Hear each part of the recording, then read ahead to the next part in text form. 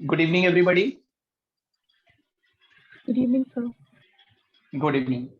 चलिए, मैं आपको आज के सेशन स्टार्ट करने से पहले मैं आपको लास्ट क्लास वाला पोर्शन रिवाइज करवा देता हूँ। लास्ट क्लास में वी कंप्लीटेड ईथर्स। हमने ईथर्स ऑलमोस्ट क्या सारा ही कंप्लीट कर लिया था मेरे ख्याल से। We started with the commercially important alcohols.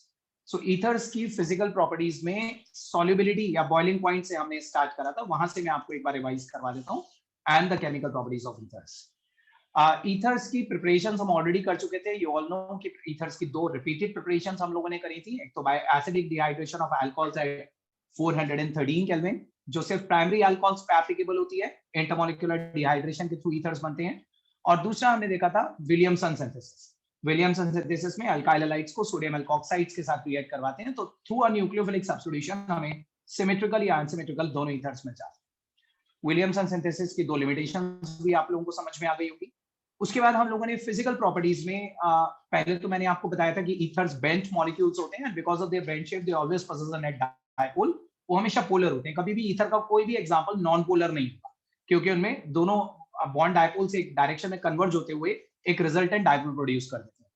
So ethers being polar molecules, एक ईथर दूसरे ईथर के साथ, दूसरा तीसरे ईथर के साथ डायपोल डायपोल इंटरैक्शंस बना सकता है। So ether molecules are held together through dipole dipole interaction, जिसकी वजह से उनके बॉइलिंग पॉइंट्स एक इंटरमीडिएट बॉइलिंग पॉइंट होते हैं, जो हाइड्रोजन बॉन्ड्स वाले कंपाउंड्स के कंपैरिजन में लो और वैन डर वाल्स वाले कंपाउंड्स के कंपैरिजन में हाई बॉइलिंग।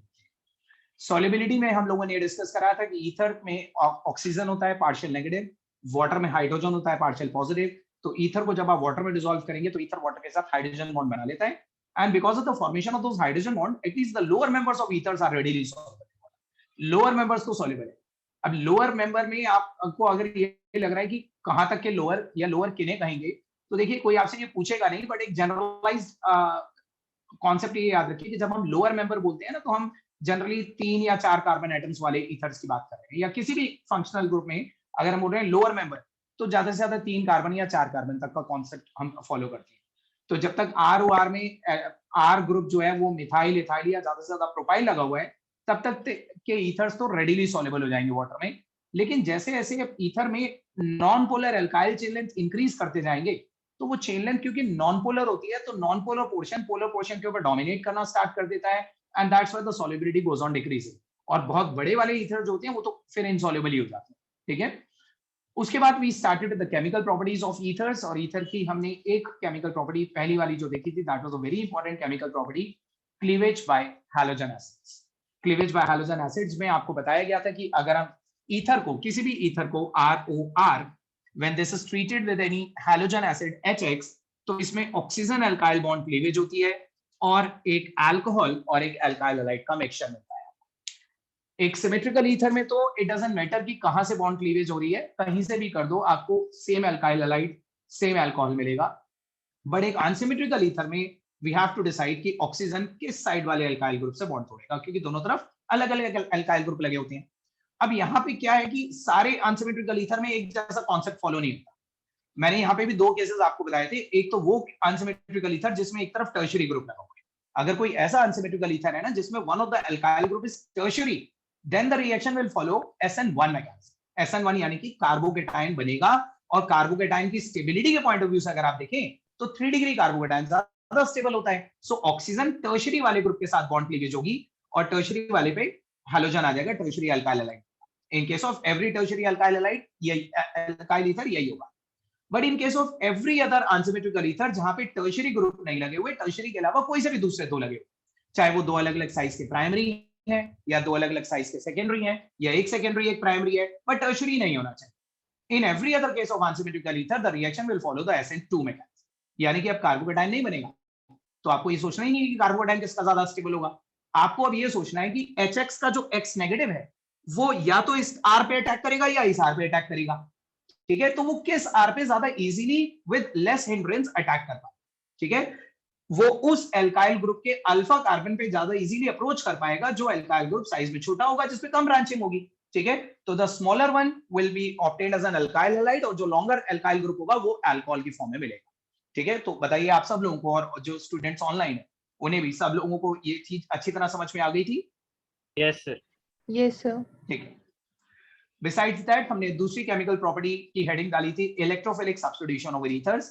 जिसमें हमने ईथर को रिंग के ऊपर प्लेस करा, रिंग के ऊपर OCH3, और हमें ये डिसाइड करना था कि ये कौन से डायरेक्टर हो। सो ईथर में भी ऑक्सीजन के पास लोन पेयर होता है, लोन पेयर नीचे आता है जिसे हम प्लस आर इफेक्ट बोलते हैं। This is an electron releasing activating group, और ये ऑर्थो पैरा डायरेक्टर होती है। लेकिन इनके रिएक्शंस में कोई अनयूजुअल बिहेवियर नहीं होता, जैसे कि फिनॉल में हमने बहुत सारा अनयूजुअल बिहेवियर देखा था। यहाँ पे हमने पांचों रिएक्शंस एक नॉर्मल पैटर्न पे बेस्ड करे, क्लोरिनेशन, नाइट्रेशन, उसके अलावा सल्फोनेशन, फ्रिडल क्राफ्ट एल्काइलेशन और एसाइलेशन। सभी केसेस में हमें दो दो प्रोडक्ट्स मिले। मैंने उस दिन ऑर्थो वाला बनाया था, आपसे बोला था पैरा वाला आप खुद बना लेना। सो ऑर्थो और पैरा हमने दो दो प्रोडक्ट्स बना लिए थे। यहाँ तक ईथर्स के केस में कोई भी डाउट तो नहीं है? कोई ऐसा टॉपिक जो ईथर से रिलेटेड आपको क्लियर ना हुआ हो तो मुझे बताइए।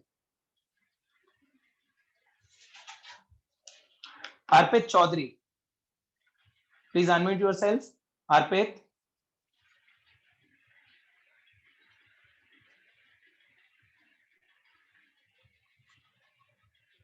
अर्पित आप मुझे सुन रहे हैं तो मैं आपको रिमूव कर रहा हूं, क्योंकि ये 12th का बैच चल रहा है। आपका बैच कल 5 बजे होगा।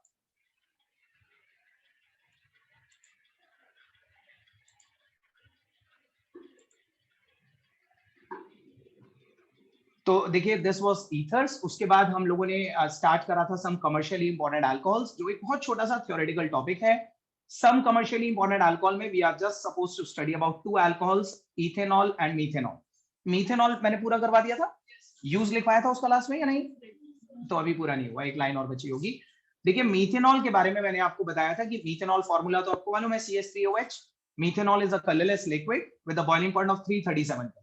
बॉइलिंग पॉइंट लिखवाया था 337 केल्विन। और ये याद रखिएगा, मीथेनॉल टॉक्सिक होता है, पॉइजनस इन नेचर होता है। अगर वो स्मॉल अमाउंट्स में कंज्यूम कर लिया जाए तो it may lead to blindness. देखिए, it may lead to blindness, ऐसा नहीं है कि मीथेनॉल कंज्यूम करोगे तो ब्लाइंडनेस हो ही जाएगी कंफर्म। लेकिन केसेस देखे गए हैं, ऐसी केस स्टडी देखी गई है कि कुछ लोगों को ब्लाइंडनेस हो जाती है अगर वो मीथेनॉल कंज्यूम करते हैं। सो स्मॉल अमाउंट्स में मीथेनॉल कंजम्पशन से ब्लाइंडनेस कॉज हो सकती है, और लार्ज अमाउंट पे कंज्यूम करा जाए तो it may even lead to death. ठीक है। मीथेनॉल की प्रिपरेशन भी मैंने आपको बता दी होगी कि वो catalytic hydrogenation of carbon monoxide से तीन तीन कैटलिस्ट एक साथ लिए जाते हैं, क्रोमिक ऑक्साइड, क्यूप्रिक ऑक्साइड और zinc, at high temperature of about 623 kelvin and 300 atmosphere पे, तो डायरेक्टली CH3OH मिल जाता है। बस यहीं तक, इक्वेशन तक नहीं करवाया था। बस एक लाइन और बची है इसमें मीथेनॉल में। मीथेनॉल फर्दर लिखिए सब लोग, प्रिपरेशन आप लोगों ने लिख रखी है, उसके नीचे इसका यूज मैं आपको लिखवा रहा हूं। Methanol is largely used, methanol is largely used as a solvent. Methanol is largely used as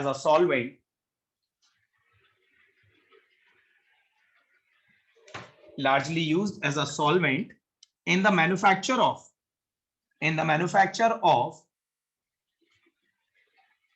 paints and varnishes.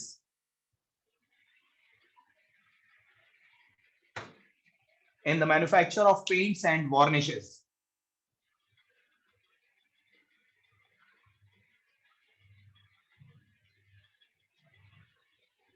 अब आप लोग बताइए, पेंट्स तो मालूम है, वार्निश मालूम है आप लोगों को क्या होता है? वार्निश नहीं मालूम किसी को? किसी को मालूम है वार्निश क्या होती है? No sir. No sir. देखिए, पेंट तो करा जाता है दीवारों पे, वार्निश करी जाती है वुड पे। वुड पे पॉलिश होती है एक, तो उस पॉलिश के बाद उस पे शाइन लाने के लिए एक लेकर फिनिश करी जाती है। लेकर शायद आपने सुना हो। सो वो वार्निश होती है जो वुडन पॉलिश के ऊपर शाइन लाने के लिए लास्ट में करी जाती है। सही है। तो आपने अगर कभी घर में किसी वुड पे पॉलिश करवाई हो तो आपने देखा होगा बहुत स्ट्रॉन्ग स्मेल आती है पॉलिश करने के बाद, तो वो स्मेल उसी की आती है, मीथेनॉल। ठीक है। तो ये याद रखिएगा, methanol as a solvent use करा जाता है बहुत सारे पेंट्स की मैन्युफैक्चरिंग में, एज वेल एज वार्निशेस की manufacturing. This is about methanol. उसके बाद इथेनॉल हेडिंग का। इथेनॉल थोड़ा ज्यादा इंपॉर्टेंट टॉपिक है, इससे रिलेटेड क्वेश्चंस भी पूछे जाते हैं इथेनॉल से related.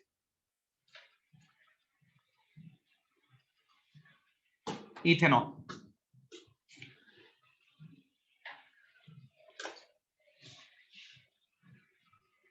it is also a colorless liquid.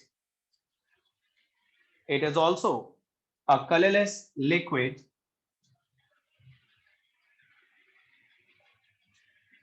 with the boiling point of It is also a colorless liquid with the boiling point of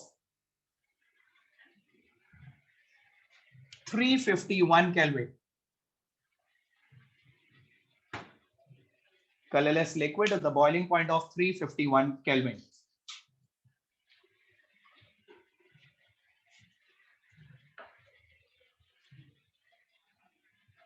It is commercially obtained. It is commercially obtained by the anaerobic fermentation of sugar. Anaerobic fermentation of sugar. It is commercially obtained by the anaerobic fermentation of sugar.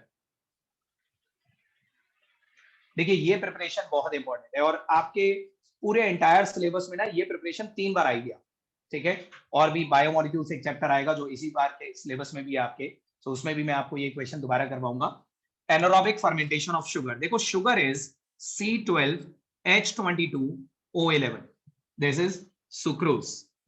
आपको मालूम होगा जो common table sugar हम घर पे use करते हैं चीनी, वो सुक्रोज होती है।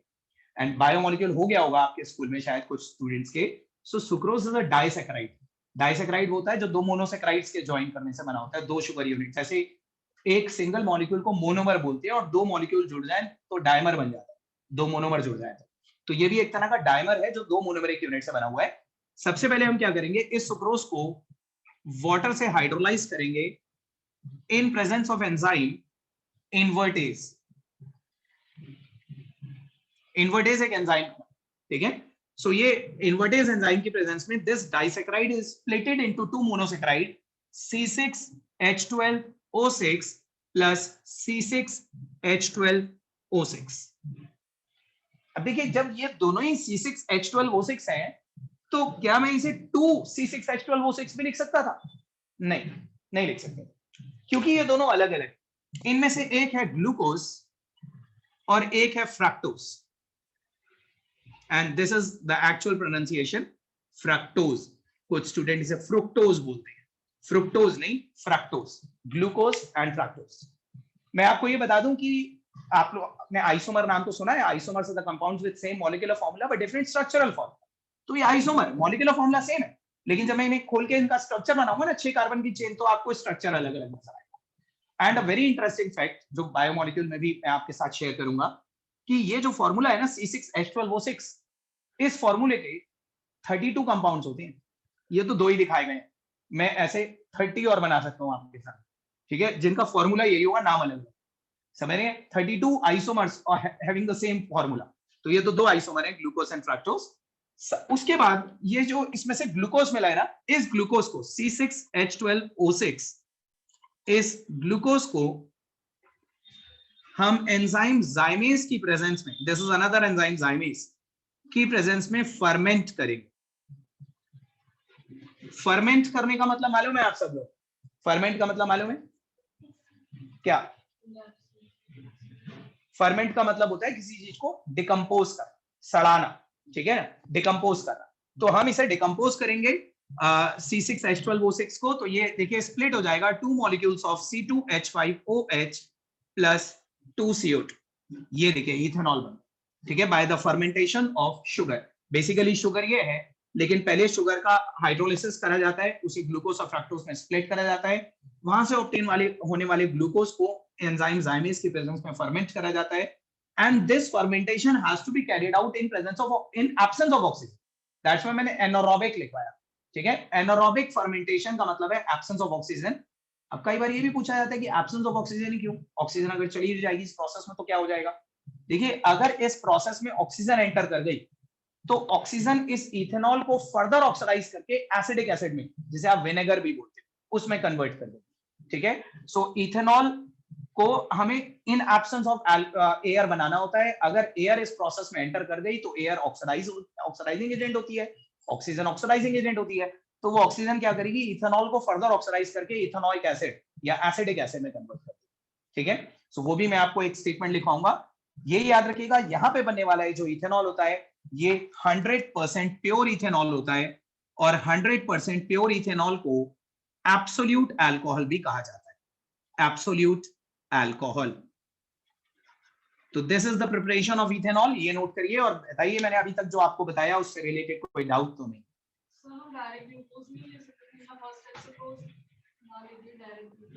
ग्लूकोज आप डायरेक्टली ले सकते हो, लेकिन ग्लूकोज भी ऑब्टेन तो सुक्रोज से ही करा जाता है ना, मतलब अगर डायरेक्टली भी लोगे तो वो भी कभी ना कभी सुक्रोज से ही बनाया गया हो। Sucrose is the natural form जो केन शुगर से बनती है, ठीक है, शुगर केन से।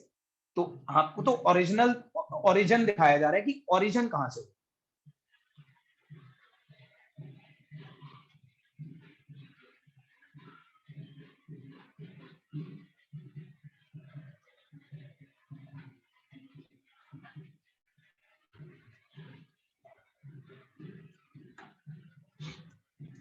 सर जाइमेज और इन्वर्टेज क्या है? एंजाइम्स के नाम नहीं है, इन्वर्टेज भी एक एंजाइम है और जाइमेज दूसरी एंजाइम है जिस एंजाइम के बिजनेस में इसका एनारोबिक फर्मेंटेशन होता है।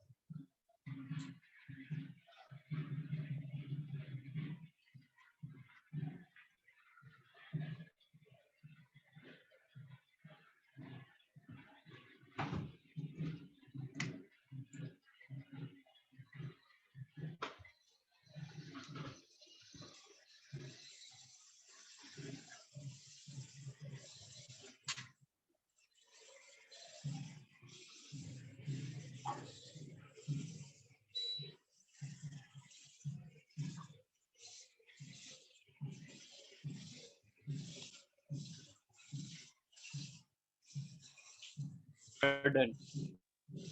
Okay Done. ओके, सो एक स्टेटमेंट अगर सब लोगों ने लिख लिया तो इसी के नीचे एक स्टेटमेंट लिख लीजिए।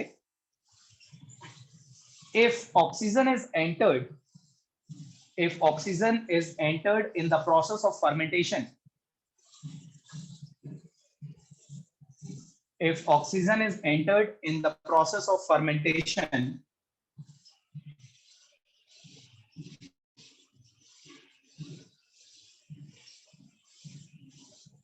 if oxygen is entered in the process of fermentation, then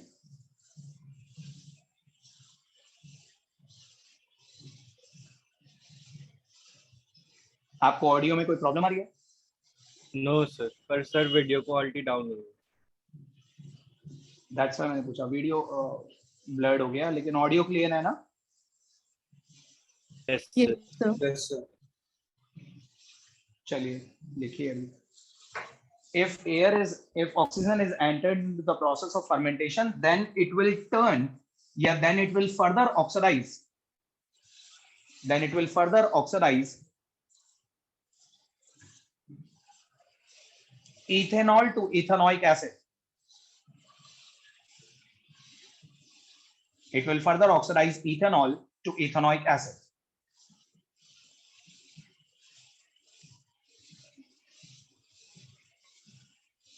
Okay, so अगर आपसे पूछा जाए ना कि why the fermentation has to be carried out in under anaerobic conditions, तो आपको बताएंगे, आप ये बताएंगे कि अगर ऑक्सीजन एंटर कर जाएगी तो वो इथेनॉल को एथेनॉइक एसिड में या एसिडिक एसिड में कन्वर्ट कर देगी।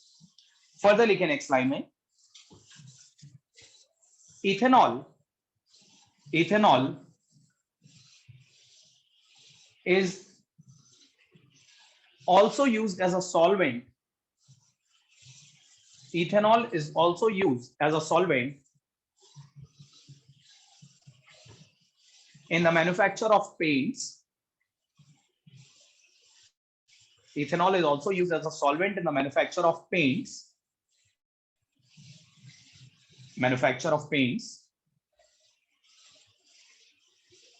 And on large scale,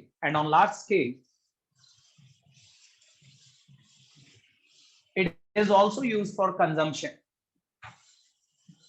And on large scale, it is also used for consumption. On large scale, it is also used for consumption.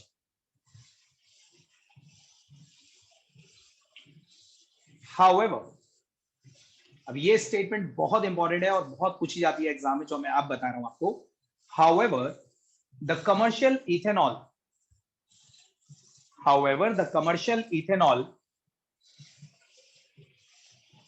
is made unfit for drinking,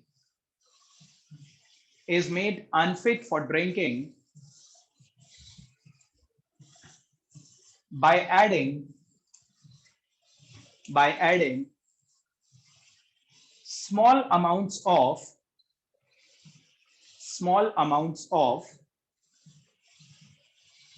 अब small amounts of के आगे colon लगा दीजिए और next line में A B और सी 3 points आपको लिखने हैं। स्मॉल अमाउंट्स ऑफ के आगे कॉलन लगा के नेक्स्ट लाइन में ए पॉइंट लिखे, मिथेनॉल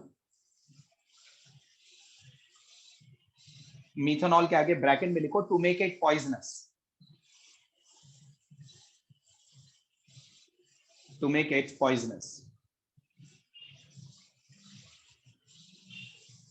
बी पार्ट लिखे CuSO4 ब्रैकेट में लिखो to provide blue colour to it, to provide blue colour to it.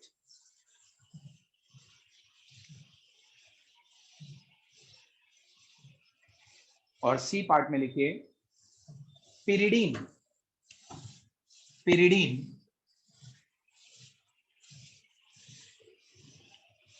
Bracket में लिखो to make it foul smelling, to make it foul smelling.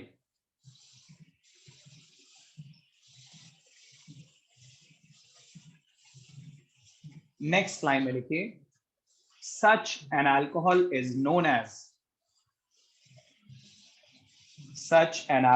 is known as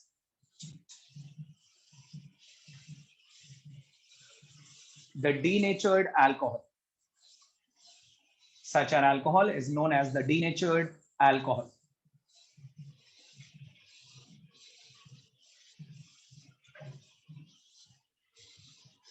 Written सब लोगों ने लिखा? Yes sir. Yes sir. देखिए मैं आपको इसका मीनिंग समझा दूं, वैसे तो आप लोगों को समझ में आ गया होगा बट एक बार फिर से सुन लीजिए। इथेनॉल ये जो होता है ना 100% pure ethanol, the absolute ethanol, इसके दो यूजेस होते हैं। एक तो लार्ज स्केल पे कंजम्पशन के लिए यूज करा जाता है फॉर ड्रिंकिंग पर्पस, और वही वाला इथेनॉल पेंट्स बनाने के लिए पेंट इंडस्ट्रीज में भी यूज करा जाता है। अब द क्वेश्चन इज दिस कि जो पेंट इंडस्ट्री में इथेनॉल सप्लाई करा जाता है, चांसेस हैं कि वहां की लेबर, वहां के वर्कर उसे ड्रिंकिंग के लिए भी यूज कर सकते हैं। ठीक है, अंडर एडिक्शन लोग यूज कर लेते हैं, जो पेंट इंडस्ट्री में काम करने वाली लेबर होती है, वहां के जो इथेनॉल पेंट बनाने के लिए आया है वो कई बार ड्रिंकिंग के लिए भी यूज कर लेते हैं। तो क्या करा जाता है कि वो जो जितना भी कमर्शियल इथेनॉल कमर्शियल पर्पस के लिए किसी मैन्युफैक्चरिंग के लिए फैक्ट्रीज में सप्लाई करा जाता है, उसे पहले डीनेचर्ड कर दिया जाता है, अनफिट फॉर ड्रिंकिंग कर दिया जाता है, फिर वो सप्लाई करा जाता है। अब ये पूछा जाता है कि अनफिट फॉर ड्रिंकिंग करने के लिए क्या करा जाता है, तो उसके अंदर 3 चीजें ऐड करी जाती है। एक तो स्मॉल अमाउंट ऑफ मीथेनॉल मिला दिया जाता है, जो हमने फर्स्ट पार्ट में देखा पॉइजनस होता है, जिससे ब्लाइंडनेस कॉज हो सकती है। ठीक है, तो स्मॉल अमाउंट ऑफ मीथेनॉल मिला दिया जाता है टू मेक इट पॉइजनस। फिर थोड़ा सा कॉपर सल्फेट मिला दिया जाता है ताकि वो ब्लू कलर का हो जाए, अदरवाइज तो इथेनॉल कलरलेस होता है, लेकिन कुछ ब्लू कलर का हो जाता है वो कॉपर सल्फेट से। और पिरिडीन मिला दिया जाता है to make it foul smelling, तो उसकी स्मेल, उसका कलर, उसकी पॉइजनस नेचर, ये उसके अंदर डेवलप कर दिया जाता है। और इस तरह का जो इथेनॉल होता है वो अभी भी कमर्शियल पर्पस के लिए यूज करा जा सकता है, still you can use it for making paints. ठीक है, लेकिन अब वो ड्रिंकिंग के पर्पस का नहीं रह जाता है, तो ऐसे अल्कोहल को डीनेचर्ड अल्कोहल बोलते हैं, the alcohol made unfit for drinking. So बताइए, क्लियर हो गया आपको पूरा पैराग्राफ? Yes sir. हाँ, तीनों चीज। ठीक है, सो देखिए इसके साथ हमारा ये टॉपिक कंप्लीट हो गया, पूरा चैप्टर फिनिश हो गया। अब आप लोग एनसीईआरटी ओपन करिए, मुझे सिर्फ 2 या 3 क्वेश्चन डिस्कस करवानी है आपको, और उसके बाद हम नेक्स्ट चैप्टर स्टार्ट करेंगे। सब लोग एनसीईआरटी ओपन करिए, back exercise.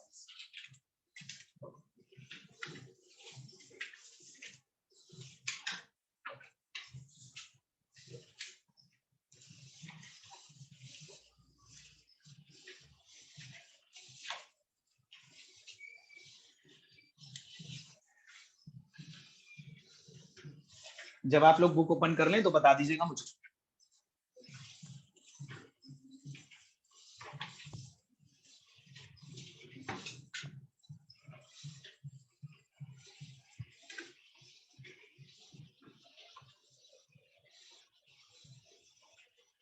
Please sir.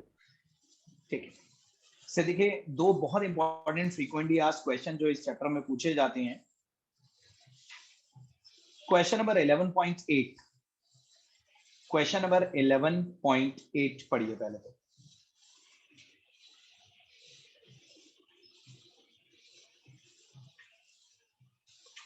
While separating a mixture of ortho and para-nitrophenol by steam distillation, name the isomer which will be steam volatile. Question सब लोग ध्यान से पढ़ो और मुझे हैंड रेज करके बताइए किस किस को क्वेश्चन का मीनिंग नहीं समझ में आ रहा कि क्या पूछा जा रहा है। अंशिका नहीं आया समझ में क्वेश्चन? आ गया? किसको क्वेश्चन का मीनिंग नहीं समझ में आया? Tell me. या क्वेश्चन तो समझ में आ गया बट आंसर क्या है ये नहीं पता? क्वेश्चन समझ में आ गया। आप सब लोगों को क्वेश्चन समझ में आया? एवरीबॉडी? नहीं, क्या डाउट है? Anybody else? और किसी को डाउट है क्वेश्चन में? देखो देखिए मैं आपको क्वेश्चन समझाता हूं इनकेस अगर किसी को डाउट है तो। while separating a mixture of ortho and para nitrophenol, सब बोर्ड पे देखिए, देखिए दिस इज फिनॉल और ये इसके ऑर्थो पे NO2 लगा हुआ है और दिस इज अगेन फिनॉल जिसके पैरा पे NO2 लगा हुआ है। क्वेश्चन बड़ी सिंपल लैंग्वेज में पूछा गया है कि अगर हम एक ही बीकर के अंदर इन दोनों को मिक्स कर दें, ऑर्थो नाइट्रोफिनॉल और पैरा नाइट्रोफिनॉल दोनों को मिक्स कर दें और फिर उस मिक्सचर को गर्म करें तो कौन पहले उड़ जाएगा, कौन मोर वोलेटाइल होगा? वोलेटाइल मतलब जो वेपर बन के पहले उड़ जाए। तो बेसिकली आपको ये बताना है कि इनमें से बॉइलिंग पॉइंट किसका कम होगा? जिसका बॉइलिंग पॉइंट कम होगा पहले उड़ जाएगा। while separating a mixture of ortho and para nitrophenol which will be more volatile, steam volatile vapour बन के कौन पहले उड़ जाएगा? ठीक है, so this is the question. अब आंसर मालूम है सब लोग? किसको मालूम है आपकी क्लास में? ओके विशेष टेल मी। सर ऑर्थो वाला उड़ जाएगा। क्यों? सर सिमेट्री की वजह से, पैरा वाली सिमेट्री ज्यादा सही होगी पैरा में तो फाउंड रहेगा। तो सिमेट्री से क्या होता है? सिमेट्री से क्या होता है बताओ? सर वो पैक्ड रहेगा ना फिर। हाँ मोनिका आप शायद बोल रहे थे, क्या आता है फिर बताइए? पैरा वाला क्यों नहीं? क्योंकि उसमें जो है हिंडर होगी, ओवर बॉन्ड NO2 1 से हिंडर करेगा पास में के। ये दोनों आपस में हिंडर करेंगे, इन दोनों के हिंडर करने से ये उड़ क्यों जाएगा? हिंड्रेंस है तो सेल्फ डिस्ट्रक्शन हो जाएगा, उड़ के खत्म कर लेगा अपने आप। ये कह रहे हो? देखो ध्यान से सुनो, बॉइलिंग पॉइंट्स इस बात पे डिपेंड करते हैं कि एक मॉलिक्यूल दूसरे से, दूसरा तीसरे से कितना स्ट्रांगली पैक्ड है। और तीन तरह की फोर्सेस होती हैं, hydrogen bond, dipole dipole interaction and van der Waals forces. हम पता लगाते हैं कि इसका बॉइलिंग पॉइंट ज्यादा होगा या इसका बॉइलिंग पॉइंट। आप देखिए ये एक पैरा नाइट्रोफिनॉल है, इसके बराबर में मैं एक और पैरा नाइट्रोफिनॉल बनाता हूं। ठीक है, सब लोग ध्यान से देखिए, बताइए इस हाइड्रोजन पे पार्शियल पॉजिटिव है, ऑक्सीजन पे पार्शियल नेगेटिव है, तो क्या आपको लगता है एक पैरा नाइट्रोफिनॉल दूसरे पैरा नाइट्रोफिनॉल से हाइड्रोजन बॉन्ड बनाता होगा? फिर मैं इसके आगे एक और मॉलिक्यूल बना दूं तो इसका H उससे भी बना लेगा। तो एक बीकर के अंदर अगर सिर्फ पैरा नाइट्रोफिनॉल भरा हुआ है तो पैरा नाइट्रोफिनॉल के वेरियस मॉलिक्यूल्स टाइटली एसोसिएटेड हो जाएंगे थ्रू इंटरमॉलिक्यूलर हाइड्रोजन बॉन्ड, और इंटरमॉलिक्यूलर हाइड्रोजन बॉन्डिंग की वजह से इनका बॉइलिंग पॉइंट हाई होगा या लो होगा? हाई होगा, क्योंकि कोई भी मॉलिक्यूल उड़ता कब है? लिक्विड से वेपर कब बनता है? देखो बॉइलिंग में करा क्या जाता है, आप इस चीज को विजुअलाइज करो ना, बॉइलिंग में हम लिक्विड को वेपर में कन्वर्ट करते हैं, यानी कि जो मॉलिक्यूल पास पास है उन्हें दूर दूर करते हैं, लिक्विड में पास पास होते हैं, वेपर में दूर दूर हो जाते हैं। तो जो मॉलिक्यूल क्लोजली पैक्ड है उन्हें दूर दूर करना है और उसके लिए हमें उनके बीच की फोर्सेस तोड़नी होंगी, and hydrogen bond is a very strong force, intermolecular hydrogen bond. अब क्वेश्चन ये राइज होता है कि इस तरह का हाइड्रोजन बॉन्ड तो शायद ये भी बना लेता होगा। अगर मैं इसके बराबर में एक और रख दूं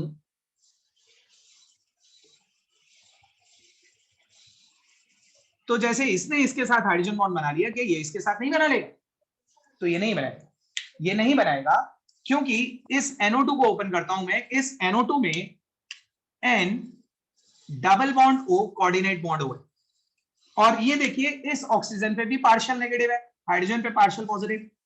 तो ये हाइड्रोजन इतनी दूर क्यों जाएगा जब उसे बराबर में ही एक पार्शियल नेगेटिव ऑक्सीजन मिल रहा है, तो वो इसी के साथ हाइड्रोजन बॉन्ड नहीं बना लेगा। And this is called the intramolecular hydrogen. This is intermolecular hydrogen bond, this is intramolecular hydrogen bond. Intramolecular hydrogen bond बनाने के चक्कर में ये हाइड्रोजन बिजी हो गया, जिसकी वजह से अब इंटर नहीं बना पाएगा। ये खुद अपने अंदर ही जुड़ गया तो सामने वाले से तो जुड़ ही नहीं पाएगा। इसका मतलब एक ऑर्थोनाइट्रोफिनॉल दूसरे ऑर्थोनाइट्रोफिनॉल से जुड़ा ही नहीं हुआ, वो पहले ही अलग अलग है, तो उन्हें दूर करना तो आसान होगा, वो जल्दी बॉयल हो जाएंगे। So that's why this is more steam volatile, क्योंकि इसके अंदर देखो बॉइलिंग पॉइंट हाई होता है इंटरमोलिकुलर हाइड्रोजन बॉन्डिंग से, इंट्रा से नहीं। हमें एक मॉलिक्यूल को दूसरे से दूर करना है, ये अपने अंदर कितना भी कनेक्ट हो जाए, लेकिन ये सामने वाले से तो कनेक्ट नहीं हुआ ना। और अगर ये सामने वाले मॉलिक्यूल से कनेक्ट नहीं हुआ, ऑर्थो ऑर्थो ऑर्थो आपस में जुड़े नहीं, तो फिर वो मोर वोलेटाइल होंगे, वो आराम से उड़ जाएंगे। बताइए सबको समझ में आ रहा है कि नहीं? विशेष आपको समझ में आया? Yes sir. एवरीबॉडी जो स्टूडेंट्स ऑनलाइन है सबसे पूछ रहा हूँ, समझ में आया? Yes sir. Yes sir. ठीक है, तो आंसर में सबसे पहले तो आप ये दोनों स्ट्रक्चर बना दीजिए। आंसर के अंदर ये दोनों स्ट्रक्चर्स बनाइए। इसके आगे लिखेंगे intramolecular hydrogen bonds,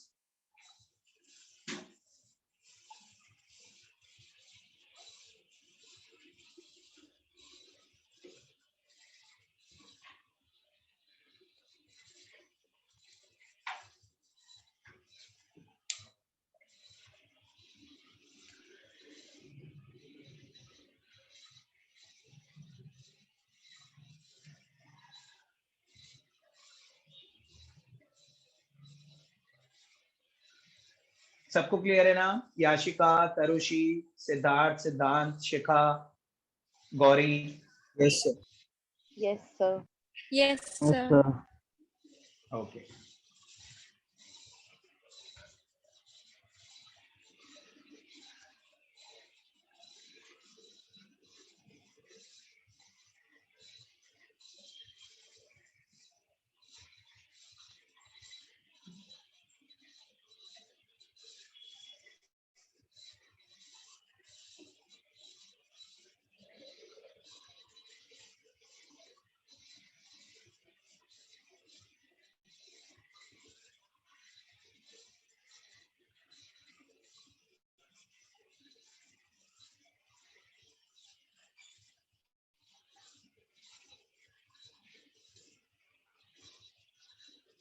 So done.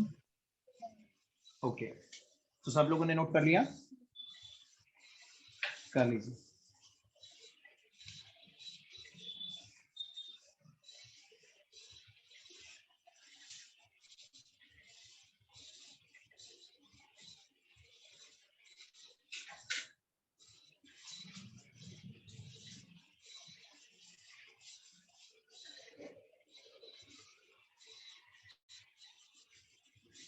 लिखिए orthonitrophenol, orthonitrophenol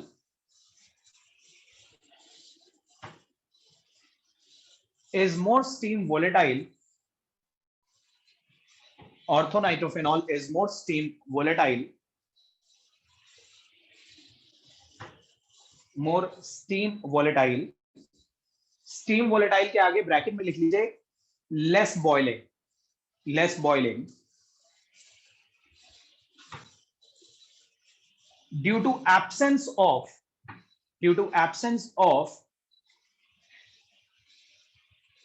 intermolecular hydrogen bonding in it.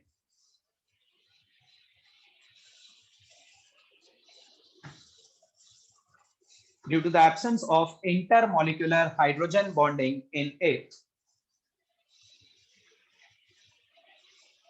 Intermolecular hydrogen bonding in it, like the paranitrophenol.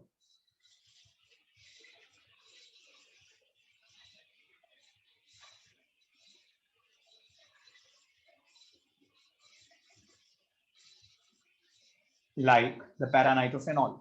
Rather,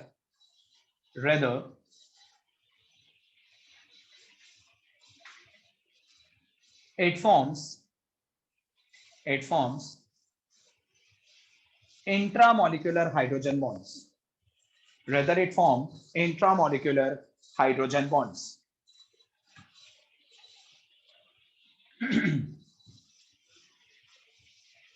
rather it forms intermolecular hydrogen bonds. Written, सब लोगों ने लिखा और समझ में भी आ गया? Yes, sir. Okay. Now the next question जो बहुत पूछा जाता है, इस क्वेश्चन नंबर 15 11.15 पढ़िए सब लोग।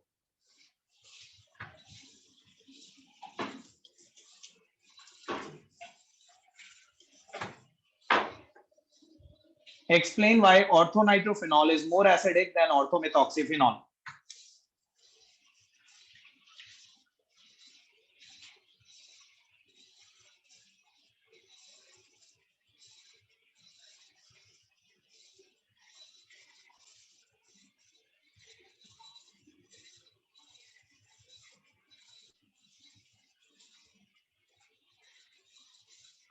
Explain why orthonitrophenol is more acidic than orthomethoxyphenol.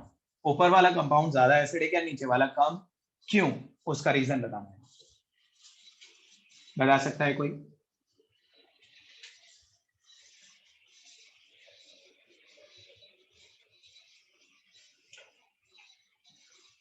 बताइए आप लोग, कोई आइडिया?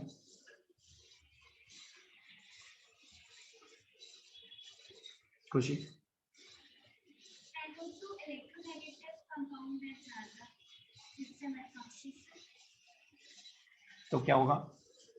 तो उससे एसिडिक से ज़्यादा बढ़ जाएगा। कैसे? ये समझाओ पूरा सही से। और कोई बताइए? भूमिका, आयुषी, एनीबॉडी? वृंदा, स्नेहा? हाँ, सर NO2 डीएक्टिवेटिंग होकर जब फिनॉक्साइड बनेगा तो नेगेटिव चार्ज को मतलब न्यूट्रलाइज करने का ट्राई करेगा, तो उसका ऑक्साइड H+ जब डिसोसिएट करेगा ज्यादा स्टेबल होगा कंपेयर टू मेथॉक्सी। मिथॉक्सी में क्या होगा? Anybody else? जो स्टूडेंट्स ऑनलाइन है, क्वेश्चन तो मैंने समझा दिया। क्वेश्चन बड़ा सिंपल है, दो कंपाउंड्स आपको दे रखे हैं, आपसे पूछा गया ऊपर वाला ज्यादा एसिडिक है, नीचे वाला कम, रीजन बताना। कोई बता सकता है? चर्चित? सर ऑर्थोनाइट्रोफेनॉल का कॉन्जुगेट बेस ज्यादा स्टेबल है। क्यों? Sir NO2 electron releasing, NO2 electrons को अपनी तरफ अट्रैक्ट करेगा। NO2 किसको अपनी तरफ अट्रैक्ट करेगा? तो जो ऑक्सीजन एटम पे जो माइनस चार्ज आएगा उसको NO2 अपनी तरफ अट्रैक्ट करेगा। देखो मैं बताता हूँ आपको सही से, सब लोग ध्यान से सुनिएगा। देखिए आपको ये तो मालूम है ना कि वो कंपाउंड ज्यादा एसिडिक होते हैं जिनके कॉन्जुगेट बेस ज्यादा स्टेबल होते हैं, ये तो मालूम होगा आपको। इसका कॉन्जुगेट बेस जब यहां से H+ निकलेगा तो O पे नेगेटिव आएगा, यहां से भी H+ निकलेगा तो O पे नेगेटिव आएगा, ठीक है। अब ये O पे नेगेटिव, ये फिनॉक्साइड कौन सा R इफेक्ट एग्जिबिट करता है, +R या -R? +R। मतलब इस पे 3 लोन पेयर हो गए होंगे, अब 2 तो पहले भी थे, लेकिन नेगेटिव आने का मतलब है 3 लोन पेयर, इस पे भी 3 लोन पेयर। तो रेजोनेंस के टाइम पे जब ये इलेक्ट्रॉन पेयर नीचे आएंगे, ध्यान से देखिएगा, ये इलेक्ट्रॉन पेयर यहां आएगा तो यहां डबल बॉन्ड बनेगा, यहां डबल बॉन्ड बनेगा तो ये वाला बॉन्ड टूट के कहां जाएगा?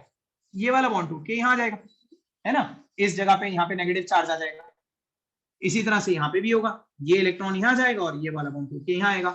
तो मैं आपको अगले स्ट्रक्चर में दिखाता हूं, ऑल्दो आपको इतना स्ट्रक्चर बनाने की जरूरत नहीं पड़ेगी, लेकिन आप ध्यान से देखिए,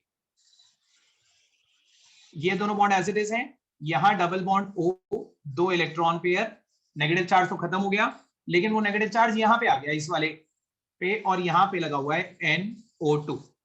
इसे मैं ऐसे खोल के बना देता हूं, ठीक है, बाहर ही दिखाते हैं इसे यहां पे, या चलो अंदर ही, ठीक है। इसी तरह से यहां पे देखो इसका स्ट्रक्चर क्या बनेगा, यहां पे भी double bond O, 2 electrons with no negative charge, और वो जो नेगेटिव चार्ज ये वाला बॉन्ड टूट के यहां आ रहा था तो ये जगह नेगेटिव हो गई और यहां OCH3 लगा। तो ये फिनॉक्साइड का रेजोनेंस। अब होगा क्या फर्दर कि ये जो नेगेटिव यहां पे आया ना, ये नेगेटिव फर्दर यहां जाएगा, यहां डबल बॉन्ड बनेगा, और यहां डबल बॉन्ड बना तो ये वाला नेगेटिव और ऊपर चला जाएगा। इसे बोलेंगे देखो ये तो एग्जिबिट कर रहा था प्लस आर, इसने प्लस आर के थ्रू अपना लोन पेयर नीचे भेजा और वो लोन पेयर ऑर्थो पे आया, लेकिन जैसे ही ऑर्थो पे आया वो इलेक्ट्रॉन पेयर, तो इसने एग्जिबिट कर दिया वहां माइनस आर, इसने वो माइनस आर के थ्रू वो नेगेटिव खींच लिया अपने अंदर। ऑन द कॉन्ट्रेरी यहां पे तो ऑक्सीजन पे पहले भी लोन पेयर है, एक तो इसका भी नेगेटिव यहां पे पहुंचा, ऊपर से ये भी यहां देने वाला है, प्लस आर और ज्यादा करेगा वो, तो इस जगह पे तो बहुत ज्यादा नेगेटिव हो जाएगा। इसका भी नेगेटिव आया, ऊपर से वो उस नेगेटिव को और इंटेंसिफाई करेगा, रिलीज विड्रॉ नहीं करेगा, ठीक है। इसे रिलीजिंग या विड्रॉइंग नहीं बोलेंगे, रिलीजिंग या विड्रॉइंग इंडक्टिव इफेक्ट को बोलते हैं।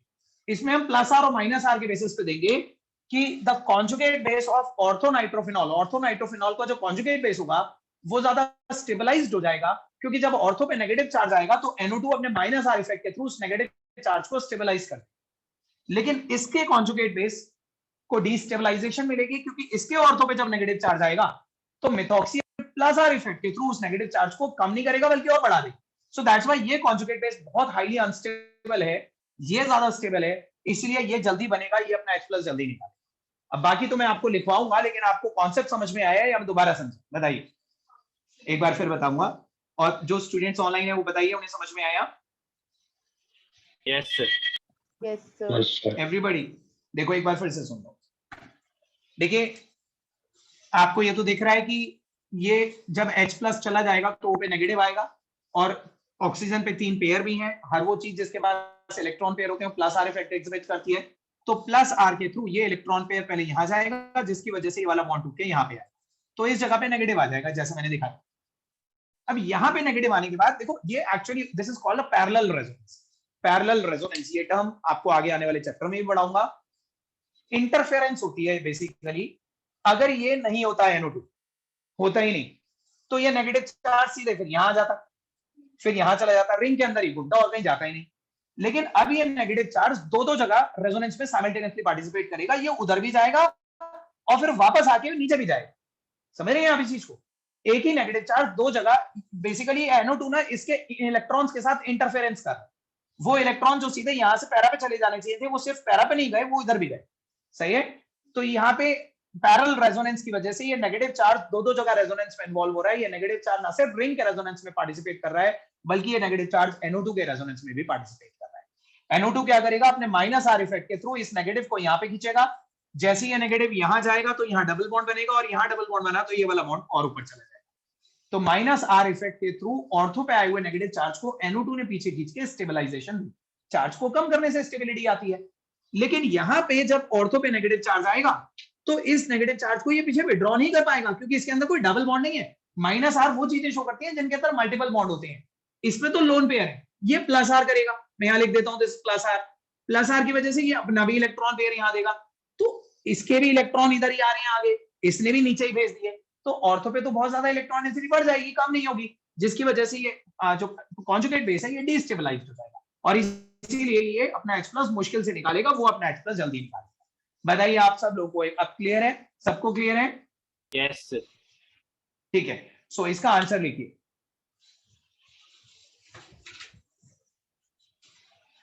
Orthonitrophenol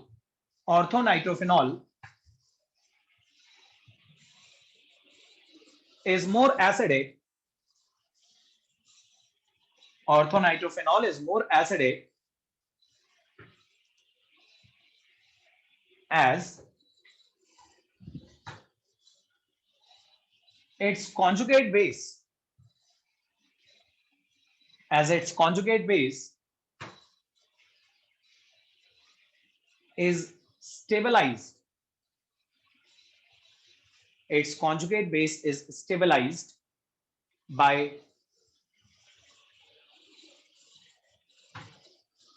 the presence of NO2 group at ortho position, by the presence of NO2 group at ortho position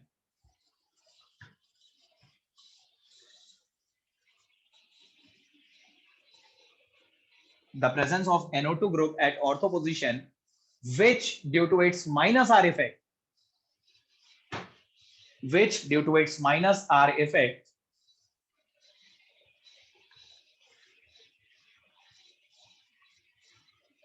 will immediately withdraw the negative charge from ortho position. Will immediately withdraw the negative charge from ortho position.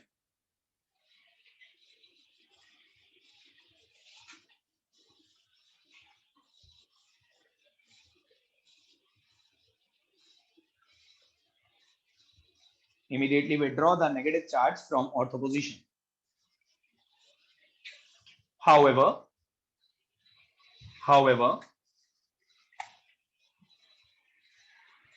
orthomethoxyphenol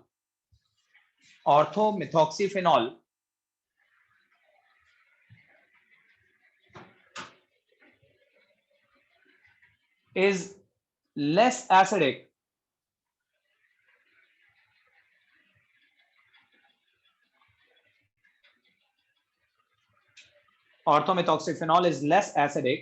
as its conjugate base is destabilized. As its conjugate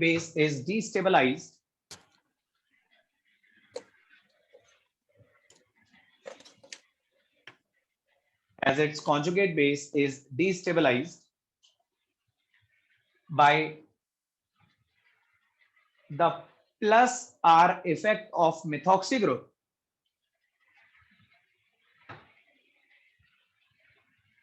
Plus R effect of methoxy group, which further intensify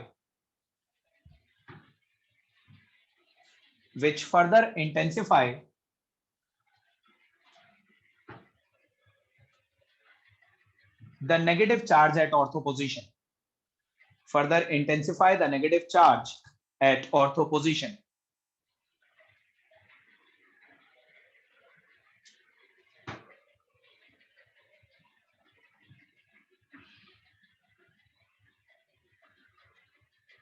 अब बताइए सबको समझ में आया कि नहीं? Exam में आपको ये स्ट्रक्चर ड्रॉ करने की भी जरूरत नहीं होगी थियोरेटिकली अगर आप लिख रहे हो तो, बट फिर भी अगर आप अपनी नॉलेज के लिए याद रखने के लिए कुछ ड्रॉ करना चाहते हैं तो कर लीजिए. इतने स्ट्रक्चर्स बस आगे तक ड्रॉ करने की जरूरत नहीं है. देख लो आपको करना है तो एग्जाम में आंसर में ड्रॉ करने के देने की जरूरत नहीं.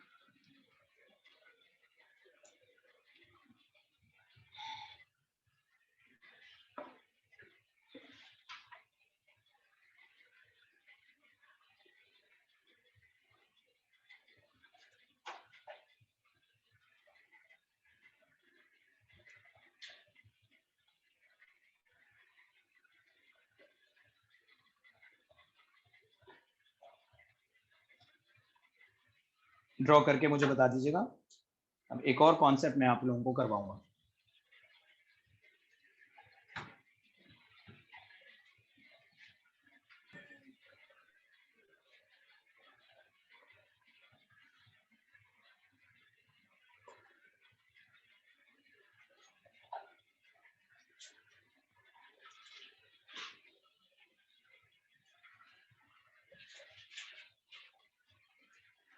Sir, done. Okay.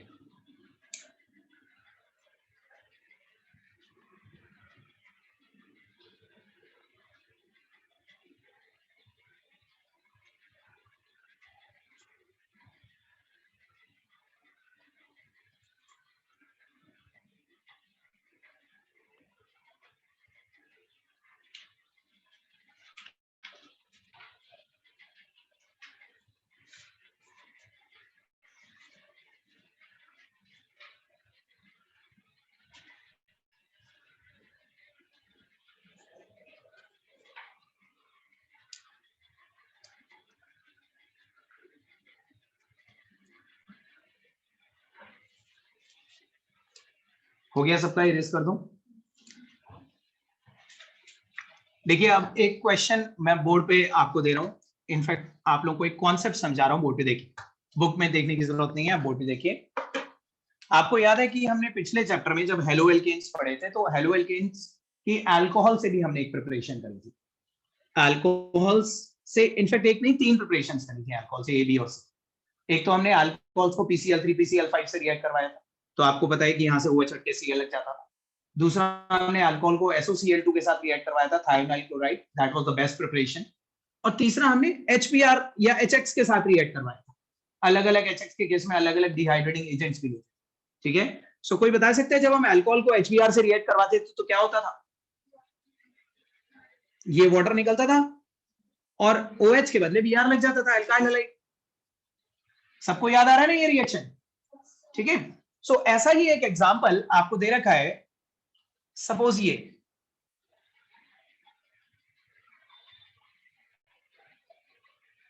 This is an alcohol, ROH, ये वाला दे रखा है, दिस इज ROH, और इसे हम HBr से रिएक्ट करवा रहे हैं। आपको मुझे बनने वाले प्रोडक्ट का IUPAC नेम बताना है। एक बार जरा ट्राई करो कॉपी में, इन दोनों को रिएक्ट करवाओ, प्रोडक्ट बनाओ, बनने वाले प्रोडक्ट का मुझे IUPAC नेम बताओ। IUPAC name.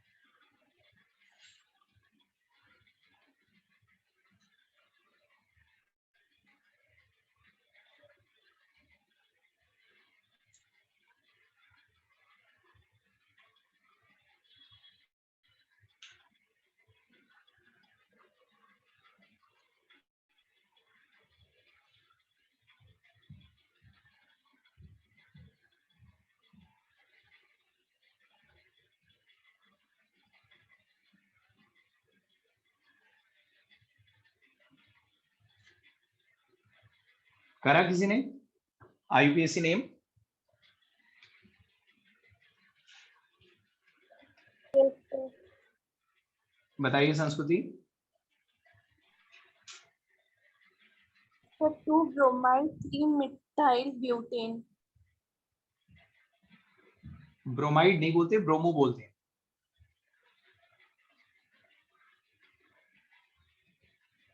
Okay, Yes, sir. और कोई बताएगा? हाँ बताइए। 2 ब्रोमो 3 मिथाइल ब्यूटेन, यही ना? सो देखिए सब लोग बोर्ड पे देखिए, व्हाट वी वर एक्सपेक्टिंग। हम एक्सपेक्ट क्या कर रहे थे?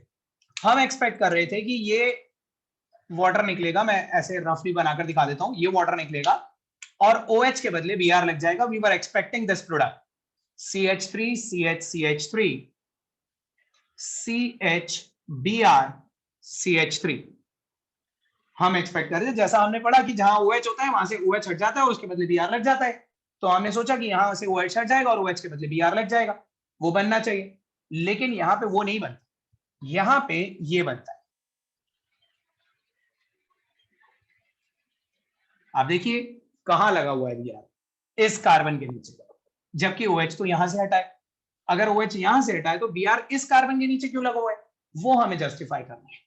Now I'm going to explain the mechanism of this reaction. अब सब लोग पहले तो ये रिएक्शन कंप्लीट कर लीजिए। अगर आपने गलत प्रोडक्ट बनाया था तो वो हटा के ये वाला प्रोडक्ट बनाइए, फिर मैं आपको एक मैकेनिज्म के थ्रू जस्टिफाई करूंगा कि ये प्रोडक्ट कैसे बन गया।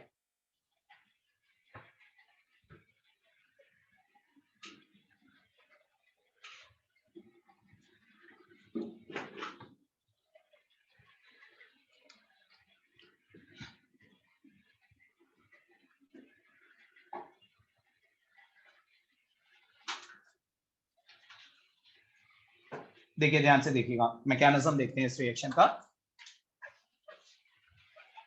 मैकेनिज्म के सबसे पहले स्टेप में ये जो HBr है, ये डिसोसिएट होता है to give H positive plus Br negative.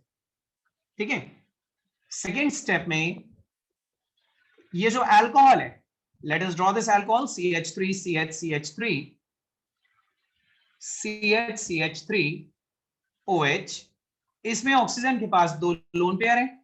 तो जैसे ही ऑक्सीजन देखेगा कि ऊपर सॉल्यूशन में एक H पॉजिटिव रिलीज हुआ है, तो ये ऑक्सीजन अपने लोन पेयर के थ्रू इस पे अटैक कर देगा। This is called protonation.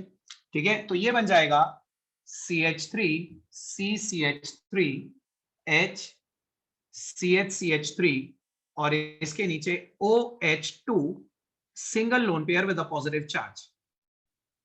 अब देखिए O पे पहले एक H था ना, लेकिन ऑक्सीजन ने अपने लोन पेयर के थ्रू इस पे अटैक कर दिया तो OH2 हो गया, दो H आ गए।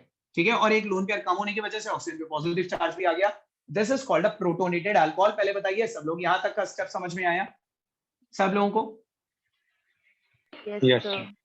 ठीक है, अब नाउ व्हाट वी एक्सपेक्ट, इसके बाद हम अगला स्टेप क्या एक्सपेक्ट करते हैं, वो इंटरमीडिएट दोबारा बनाते हैं। यहाँ पे CH3 CH CH3 CH CH3 OH2 positive. देखिए ये ऑक्सीजन अपने पॉजिटिव चार्ज को खत्म करने के लिए ये वाला जो कार्बन ऑक्सीजन बॉन्ड है इसे हेट्रोलिटिकली तोड़ेगा और दोनों इलेक्ट्रॉन निकाल के अपने पास रख लेगा। अगर ये वाला बॉन्ड टूट जाता है और इसके दोनों इलेक्ट्रॉन O पे आ जाते हैं तो ये H2O यानी कि वाटर अलग हो जाता है। और जैसे ही ये वाटर अलग होगा तो इस कार्बन पे कौन सा चार्ज आ जाएगा? पॉजिटिव, क्योंकि दोनों इलेक्ट्रॉन तो नीचे O ले गया, तो इस कार्बन पे पॉजिटिव आ जाएगा, आपको एक कार्बोकेटायन मिलेगा CH3 CH CH3 CH positive CH3 plus. इस केस में वाटर स्टेबल बनके अलग हो गया, अब उसके ऑक्सीजन के पास दोनों पेयर आ गए, पॉजिटिव चार्ज खत्म हो गया। ये वाला स्टेप भी समझ में आया सब लोगों को? अब देखो Yes. फोर्थ, वो कार्बोकेटायन दोबारा बनाते हैं CH3 CH CH3, इस वाले H को मैं ऐसे दिखा रहा हूं CH पॉजिटिव CH3। चेक करो मैंने कुछ अलग तो नहीं बनाया ना, वही चीज है ना, ये नहीं अलग है, ये मॉलिक्यूल तो सेम ही है ना। ठीक है, this is the same molecule. अब हम क्या एक्सपेक्ट करते हैं? अब हम एक्सपेक्ट करते हैं कि इसके पास Br नेगेटिव आएगा, वो जो पहला स्टेप वाला है, और वो Br नेगेटिव इस पे अटैक कर देगा। तो वो बनना चाहिए जो आपने बनाया था, लेकिन वो बना क्यों नहीं? देखिए ये बताओ ये कौन सी कैटेगरी का कार्बोकेटायन? सब लोग बताइए। So 2 degree. 1 डिग्री, 2 डिग्री या 3 डिग्री? 2 degree. 3 डिग्री कौन बोलता है? This is a 2 degree carbocation. जिस कार्बन पे पॉजिटिव हो वो कार्बन दो ही कार्बन से जुड़ा हुआ है, इसके आगे एक कार्बन, इसके पीछे एक कार्बन, तो ये कार्बन तो 2 डिग्री है ना। So this is a 2 degree carbocation. बताइए क्या 2 डिग्री कार्बोकेटायन सबसे ज्यादा स्टेबल होती है या इनसे भी स्टेबल कोई होती है? इनसे भी स्टेबल होते हैं 3 डिग्री कार्बोकेटायन। तो देखिए ये मॉलिक्यूल अपने आप को और स्टेबलाइज करने के लिए क्या करेगा, ध्यान से देखना, यहां से ये H नेगेटिव निकल के इधर चला जाएगा, इसके बराबर वाले कार्बन पे से H नेगेटिव। देखो मैंने ये रेड वाला एरो इस बॉन्ड के ऊपर से बनाया है, इसका मतलब इस बॉन्ड के दोनों इलेक्ट्रॉन लेकर जाएगा वो, H पॉजिटिव नहीं जाएगा, H नेगेटिव जाएगा, जिसे हम बोलते हैं हाइड्राइड शिफ्ट। ठीक है, यहां से H नेगेटिव बॉन्ड के दोनों इलेक्ट्रॉन लेके इस पे चला जाएगा, तो इसकी वैलेंसी तो पूरी हो जाएगी लेकिन इसकी कंप्लीट हो जाएगी। और क्या ये अब और मोर स्टेबल 3 डिग्री कार्बोकेटायन बन चुका होगा? आप देखिए CH3 CCH3 CH2CH3 और पॉजिटिव बदले में इस पे आ गया क्योंकि इसका H उधर चला। ठीक है, इसने अपनी वैलेंसी इनकम्प्लीट करके उसकी वैलेंसी पूरी कर दी। और ऐसा क्यों करा? क्योंकि ऐसा करने से और भी ज्यादा स्टेबल 3 डिग्री कार्बोकेटायन मिलता है। मैंने हाइड्राइड शिफ्ट एक बार पहले करवाया तो था आपको, ठीक है। और अब इसके पास Br नेगेटिव अटैक करेगा इसके ऊपर, और आप देखिए वो बन जाएगा जो मैंने ऊपर बना रहा, यहां पे Br CH2 CH3। पहले इसे नोट करने से पहले मुझे बताएंगे आप सब लोग, आपको समझ में आया कि नहीं आया? Yes, sir. सब लोगों को समझ में आया? अभी भी नोट नहीं करेंगे। अब बुक में question number 11.33 33rd question book का ओपन करिए, बैक एक्सरसाइज का 33rd क्वेश्चन ओपन करिए, क्वेश्चन भी देखिए, उसके नीचे दिया गया हिंट भी देखिए।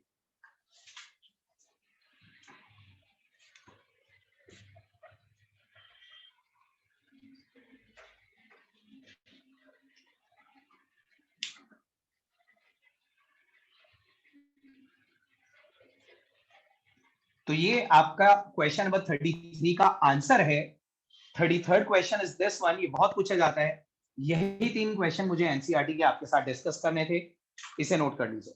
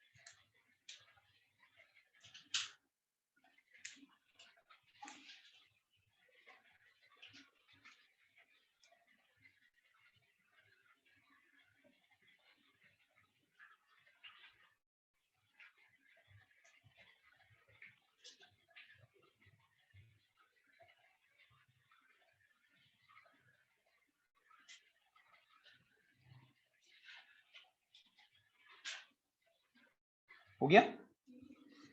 आप सभी लोगों ने नोट कर लिया? Yes, sir.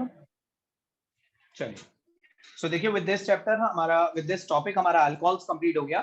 मैं आपको एक बार फिर बता दूं, मैं आपको ये नहीं कह रहा हूं कि अल्कोहल की बस यही 3 एक्सरसाइज को क्वेश्चन करने हैं, आपको तो पूरी एक्सरसाइज करनी है। मुझे आपको ये 3 करवाने थे, आप खुद ट्राई कीजिए, बाकी की एक्सरसाइज कोई डाउट होगा तो हम डिस्कस करेंगे। अब इसके बाद हम पी ब्लॉक करेंगे स्टार्ट। कोई प्रॉब्लम तो नहीं? पी ब्लॉक ही करना चाहते होंगे आप लोग भी? पी ब्लॉक और बायोमोलिक्यूल्स अभी 2 चैप्टर और हैं आपके फर्स्ट टर्म के सिलेबस के हिसाब से। सो वैसे तो अभी टाइम है, लेकिन पी ब्लॉक हम नेक्स्ट क्लास में स्टार्ट करेंगे, ठीक है? सो इतना कर लीजिए आज आप लोग, नेक्स्ट क्लास में will start with P block. Good evening sir. Good evening everyone. Good evening, sir. Good evening. Good evening.